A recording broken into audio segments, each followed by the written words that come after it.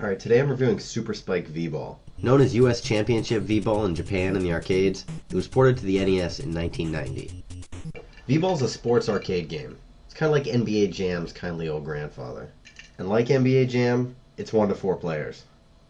That's right, 4 people on an NES. Impossible, you say?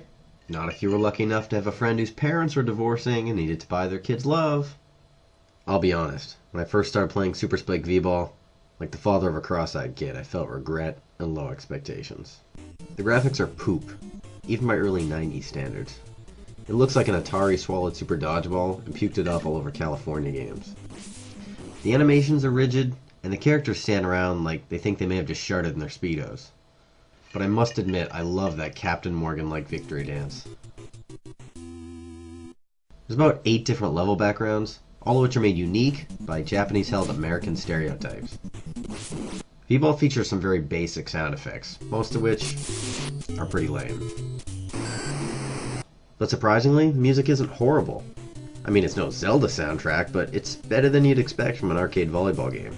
Now, one thing the DOA series has proven is that boner-inspiring graphics and sound do not always make for a good volleyball game. But what does is controls and gameplay mechanics, both of which are pretty damn good in Super Spike VBall. At first, everything seems pretty basic, but under that 2-button surface, there's actually a learning curve. I mean, when you first play single player, the computer is going to kick your ass in the face. But after you figure out some timing and strategy... Now there's 4 different playable teams to choose from, all of which have different strengths and weaknesses that they modestly explain in the select screen. You can even play as Billy and Jimmy from Double Dragon. Apparently punching guys in the throat while constantly rescuing your gutter slut girlfriend gives you one hell of a float serve.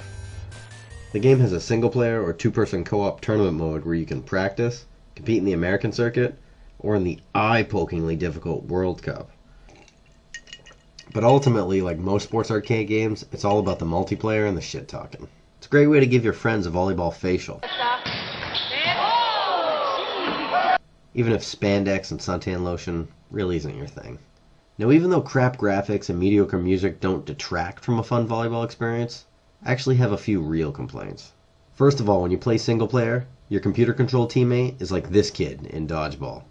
Useless. Also, the teammate that you actually are controlling automatically switches back and forth to whoever is closest to the action. This can be pretty confusing until you get used to it.